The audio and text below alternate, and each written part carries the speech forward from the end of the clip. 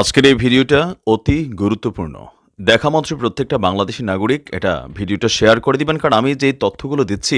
নমস্কার প্রিয় দর্শক, ক্যালকাটা ডায়ালগস থেকে মনোজ দাসের প্রীতি ও শুভেচ্ছা নেবেন। এখন যে বিষয়টি নিয়ে আলোচনা করব সেটা হলো, তার শিরোনাম দেখেই বুঝতে পেরেছেন, তবু শিরোনামটি বলি। পর্বতের মুশিক প্রসব, মুখে খই ফুটছে, কাজে লবডঙ্কা। ওয়াকারুজ্জামান কি এরশাদের মতো লম্বা রেসের ঘোড়া হতে চাইছেন? এই বিষয়টা নিয়ে, তার মানে প্রথমে আমরা বলি দুটো বিষয় একই বিষয়, এটা পরস্পরের সাথে সংযুক্ত। প্রথমে বলি পর্বতের মুশিক প্রসব কেন, সেই বিষয়টা নিয়ে প্রথমে আসি। পর্বতের মুশিক প্রসব আমরা গত কিছুদিন ধরে দেখতে পাচ্ছি যে বাংলাদেশের সেনাপ্রধান ওয়াকারুজ্জামান তিনি অনেক কথা তিনি বলছেন। দেশ ধ্বংস হয়ে যাচ্ছে, দেশের স্বাধীনতা এবং সার্বভৌমত্ব এগুলো শেষ হয়ে যাবে যদি না এই জিনিসগুলো করা হয়, যদি না নিজেদের মধ্যে মারামারি কাদা ছড়াছড়ি বন্ধ হয়। এইসব ব্যাপারগুলো চলছে বলছে। আমরা একটু কবে থেকে আমাদের ওয়াকারুজ্জামান সাহেবের এই কথাগুলো এলো সেটা আমরা সেখান থেকে ছোট্ট করে একটু পেছন থেকে নিয়ে এসে আমরা আমাদের আলোচনায় চলে আসছি। প্রিয় দর্শক, আপনাদের মনে আছে 5 আগস্ট শেখ হাসিনা বাংলাদেশ থেকে ভারতে চলে আসার পর সেই দিনই বিকালে আমাদের সেনাপ্রধান ওয়াকারুজ্জামান যে সাংবাদিক সম্মেলন করেছিলেন সেখানে তিনি বাংলাদেশের ভার বলেছিলেন নিজের কাছে কাঁধে নিচ্ছেন, নিজেদের কাঁধে নিচ্ছেন, এবং বাংলাদেশের জান মাল রক্ষার দায়িত্ব তার সরকার নয়, সেনাপ্রধান মানে সেনাবাহিনী নিজের কাঁধে নিচ্ছে। আমরা তখন ভেবেছিলাম, এই কথাটা শোনার সঙ্গে সঙ্গে ভেবেছিলাম তাহলে কি সেনা বাংলাদেশের ক্ষমতা দখল করছে? কিন্তু সেই সাংবাদিক সম্মেলনেই তিনি আবার স্পষ্ট করে বলে দিয়েছিলেন যে তিনি কিভাবে একটি সরকার তৈরি করবেন, রাষ্ট্রপতির সঙ্গে কথা, বিভিন্ন দলের সঙ্গে কথা ইত্যাদি বলেছেন। মানে সব কিছুর পেছনে যেটাকে বলা হয় যে মুখ্য ভূমিকায় কিন্তু সেনাপ্রধান ছিল। তারপরে তো মোহাম্মদ ইউনুস এলেন। আমরা শুনেছি মোহাম্মদ ইউনুসকে প্রধান উপদেষ্টার আসনে বসাবার ব্যাপারে আমাদের ওয়াকারুজ্জামান সাহেবের যথেষ্ট আপত্তি ছিল। আপত্তি থাকার অন্য কারণ নয়, তার যে কোনো অভিজ্ঞতা, পূর্ব অভিজ্ঞতা নয় ছিল না এমন কথা নয়। এর আগেও তিনি উপদেষ্টা হয়েছেন, প্রধান উপদেষ্টা হননি বটে, তবে উপদেষ্টা হয়ে তিনি বাংলাদেশের শাসন ক্ষমতার সঙ্গে তার পরিচিতি ছিল, একেবারে অপরিচয় ছিল না তা নয়। আমাদের ওয়াকারুজ্জামান সাহেবের আমরা যেটা জানতে পেরেছি এবং পরবর্তী সময়ে যেটা জানা গেছে সেটা হচ্ছে ওয়াকারুজ্জামান সাহেব প্রধান উপদেষ্টা হিসেবে মোহাম্মদ ইউনুসের বিরোধিতা এই জন্যই করেছিলেন যে তিনি একটি কেসে, একটি মামলায় তার অলরেডি জেল হয়ে গেছে, জেল খাটার মানে শাস্তি ঘোষণা হয়ে গেছে। বেশ কিছু এছাড়া বেশ কিছু মামলা তার বিরুদ্ধে রয়েছে এবং মামলাগুলো হচ্ছে চিটিং বা মানে দেশের কর ফাঁকি ইত্যাদি সংক্রান্ত, এবং যা তাদের যে কর্মচারীদের তাদের নানা রকমভাবে তাদেরকে আর্থিক অনাচার ও অবিচার যে হয়েছে সেই ব্যাপার সংক্রান্ত ব্যাপার। এই জন্য তিনি রাজি হননি, কিন্তু রাজি হতে তিনি বাধ্য হয়েছিলেন। এবং আমরা জানি প্রধান উপদেষ্টা হিসেবে মোহাম্মদ ইউনুস এখনও রয়েছেন ক্ষমতায়। এখন প্রশ্ন হচ্ছে, তারপরে তাকে সেপ্টেম্বর মাসে সেনাবাহিনীকে ম্যাজিস্ট্রেসি পাওয়ার দেওয়া হলো দেশের শান্তি শৃঙ্খলা উন্নতির জন্যে, সেটা কিছুই হলো না। বরং বিভিন্ন জায়গায় আমরা দেখেছি সেনাবাহিনী তারা নিজেরাই ডাকাতির কেসে অভিযুক্ত হয়ে গেছে। হিন্দুদেরকে মারার ক্ষেত্রে, হিন্দুদের বাড়ির ওপর অত্যাচারের ক্ষেত্রে চট্টগ্রামের সেনার ভূমিকা সরাসরি সামনে চলে এসছে। এবং ওয়াকারুজ্জামান সাহেব যে বিশেষ কোনো ব্যবস্থা নিয়েছেন এই সব ঘটনা কিংবা টোটাল যে দেশে ম্যাজিস্ট্রেসি পাওয়ার পর দেশের শান্তি আইন শৃঙ্খলা ইত্যাদি ফিরিয়ে নিয়ে আসার জন্যে যে তিনি বিশেষ ব্যবস্থা নিয়েছেন তা নয়, তিনি মোটামুটি ঘুমিয়ে পড়েছিলেন। এবং সেই সময় মবক্রেসি পুরোদমে চলেছে, চাঁদাবাজি পুরোদমে চলেছে, সব কিছুই পুরোদমে চলেছে, কিছুই উন্নতি হয়নি। এবং আমাদের যে ওয়াকারুজ্জামান সাহেব তিনিও চুপচাপ, তিনি মোটামুটি ঘুমিয়েছিলেন।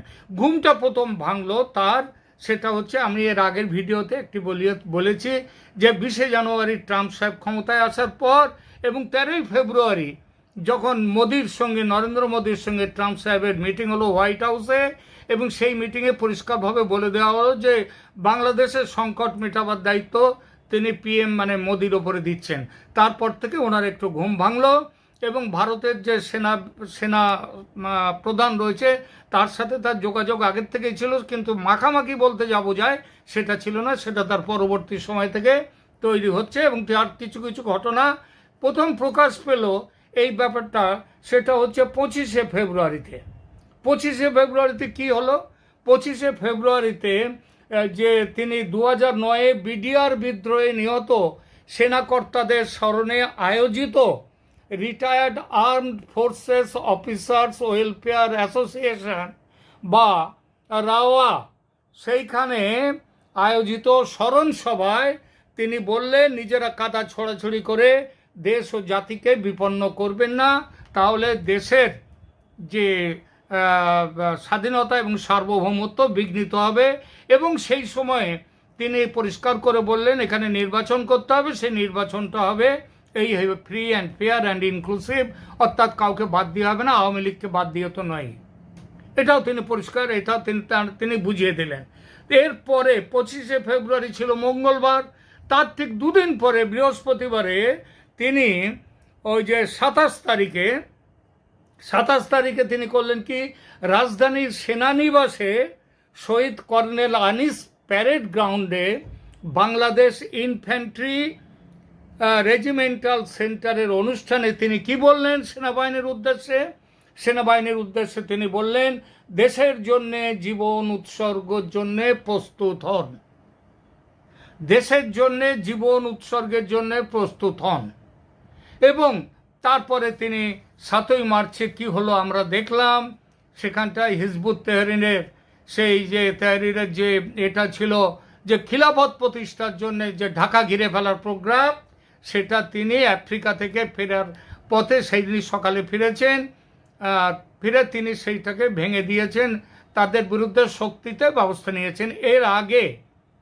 এর আগে যা খুশি হয়েছে তিনি হতে দিয়েছেন।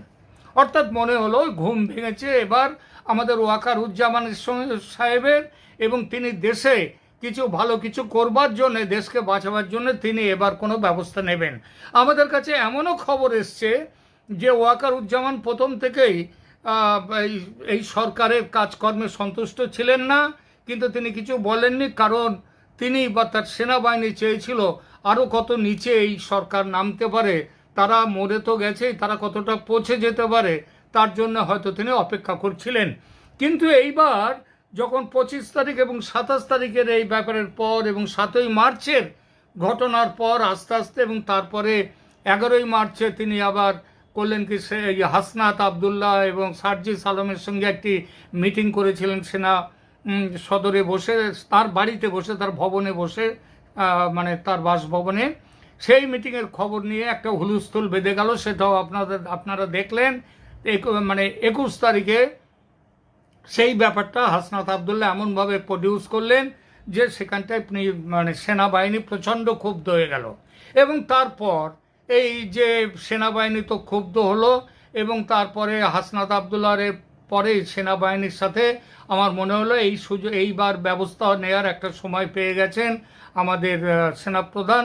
তিনি করলেন কি, কয়েকদিন ধরে মিটিং করলেন, সমস্ত সেনাবাহিনীর সমস্ত অফিসারদের সাথে মিটিং করলেন, অনলাইন অফলাইন ইত্যাদি। 21 তারিখ, 22 তারিখ, 23 তারিখ, 22 তারিখে আমি একটি এখানে পোস্ট দিয়েছিলাম আমার এই চ্যানেলে যে 23 তারিখেই কি ইউনূসের শাসন শেষ হতে চলেছে। 23 তারিখেও কিন্তু ইউনূসের শাসন শেষ হয়নি, আপনারা জানেন।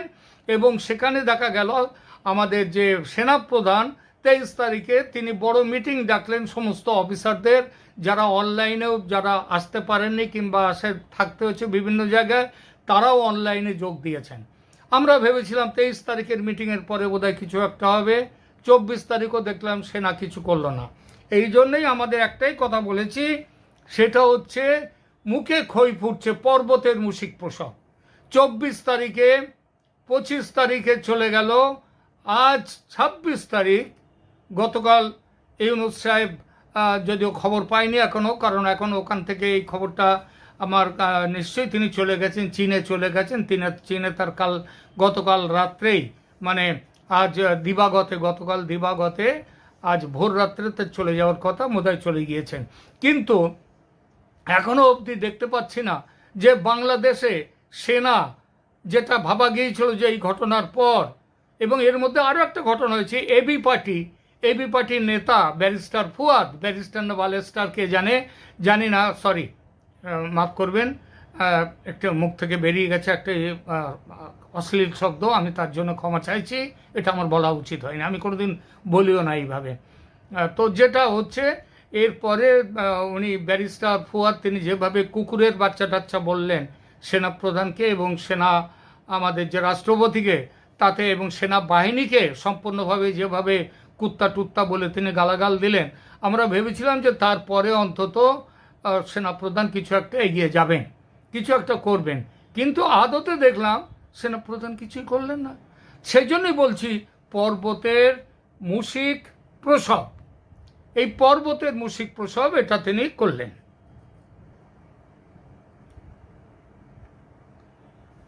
এরপরে গতকালই আমি বলেছি যে এই মুশিক প্রসব তো এটা আমি দেখে গেলাম, কিন্তু এরই মধ্যে আবার একটা 23 তারিখে যে মিটিং, সেই মিটিংয়ের পরে আইএসপিআর যে একটি বিজ্ঞপ্তি দিয়েছে, সেখানে দেখা যাচ্ছে যে আমাদের সেনাপ্রধান সেখানে আশঙ্কা করেছেন যে ইসলামী উগ্রপন্থী এবং সন্ত্রাসীরা তারা আক্রমণ করতে পারে। তাহলে কি এই আক্রমণ করতে পারে এই ভয়ে তিনি চুপচাপ বসে গেলেন?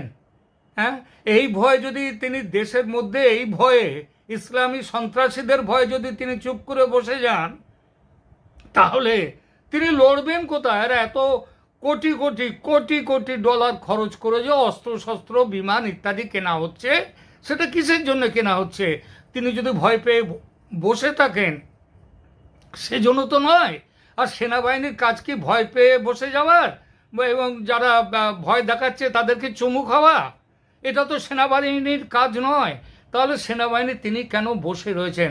আমরা দেখলাম পর্বতের মুশিক প্রসব কিছুই করলেন না, তিনি মুখে অনেক কথা খই ফোটালেন, কাজে লবডঙ্কা হলো, সেটা দেখলাম।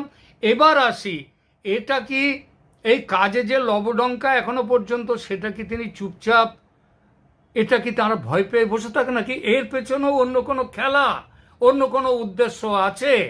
সেই উদ্দেশ্যটা নিয়ে এবার দুটো কথা বলবো। দেখুন, হয়তো আমি ভুল বলছি, হয়তো আমি ঠিক বলছি না, কিন্তু আমার মনের মধ্যে যে সন্দেহটা আসছে, একটা আশঙ্কা যে আসছে, সেটা আমি এখানে বলতে বাধ্য। এই আশঙ্কাটা হচ্ছে যে আমাদের ওয়াকার সাহেব কি এরশাদের মতো, মানে ওয়াকার উজ্জামান সাহেব কি হোসেন মোহাম্মদ এরশাদের মতো লম্বা রেসের ঘোড়া হতে চাইছেন? এটা আমাকে বলতে হবে। অবধারিত, এই জন্যে অবধারিতভাবে আমার তুলনাটি মাথায় আসছে। কেন মাথায় আসছে সেই ব্যাখ্যাটি করব। তবে সেটা করতে গেলে আমাকে শুরু করতে হয় এরশাদকে দিয়ে। এরশাদ নামা দিয়ে শুরু করি, ছোট্ট করে দু কথা বলবো, বেশি বড় করব না। 1981-তে জিয়াউর রহমান, তার হত্যাকাণ্ডের পর ভাইস প্রেসিডেন্ট জিয়াউর রহমান, তখন ছিল প্রেসিডেন্সিয়াল ব্যবস্থা, রাষ্ট্রপতির ব্যবস্থা তখন ছিল, তখন তার ভাইস প্রেসিডেন্ট ছিলেন আব্দুস সাত্তার।